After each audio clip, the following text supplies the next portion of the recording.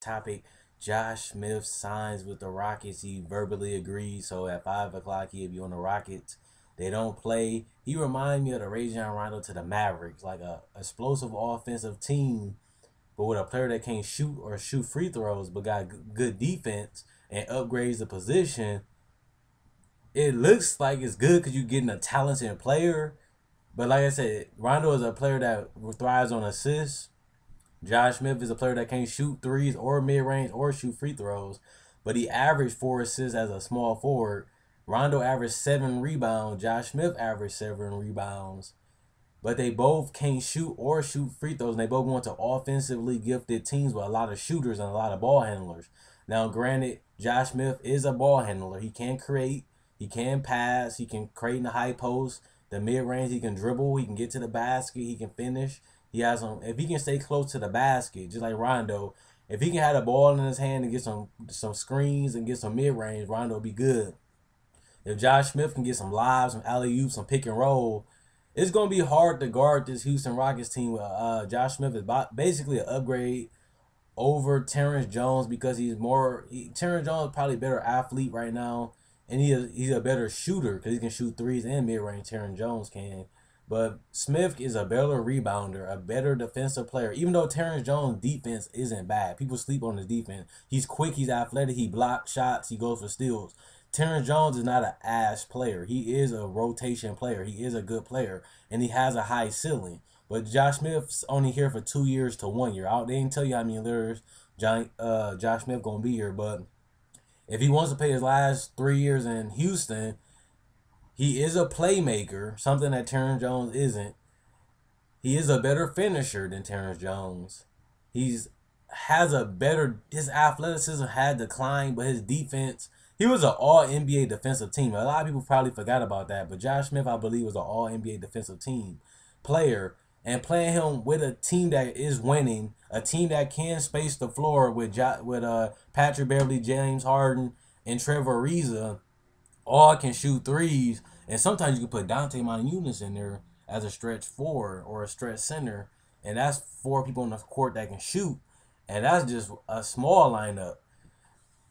It's versatility because he can create his own shot in the paint. He can dribble, he can ball hand, he can kick it out, he can create in the high post. So there's a lot of shit that Josh Smith can do besides rebound. And like I said, one of the biggest holes, as you seen last year, was LaMarcus Aldridge just shredding. Then you got Blake Griffin. Then you got Anthony Davis. You got these athletic power forwards. Then you got David Lee that can score. You need a power forward that can match up with size and quickness and length and play get some blocks, get some steals, and play some rotation defense, which, like I said, Josh Smith is an all-NBA defensive player before.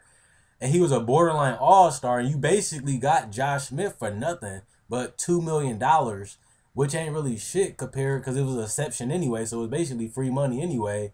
That biannual thing they had was basically free money. So you got Josh Smith basically for $2 million. You got a borderline all-star person that averaged 13.7 rebounds, four assists, and 1 block, basically for $2 million.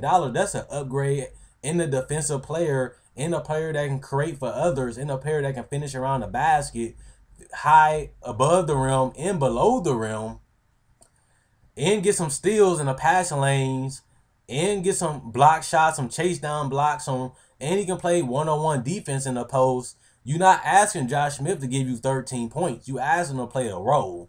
If you need him to get 15 one night, you need him to get 20 one night. You ain't asking Josh Smith to be what he was in Detroit, which was the best player on the team.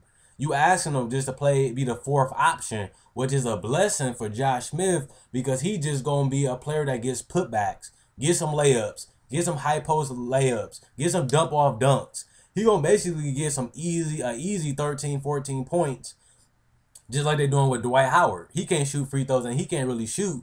And look how they made Dwight Howard role look. Just imagine with Dwight Howard got a power forward that can actually finish and create for others and play some high-low with Dwight Howard in the low post and Josh Smith in the high post offense. That would be a beautiful thing to have 2 bigs that can play off each other and both can finish around the rim and both can catch lobs and dunk.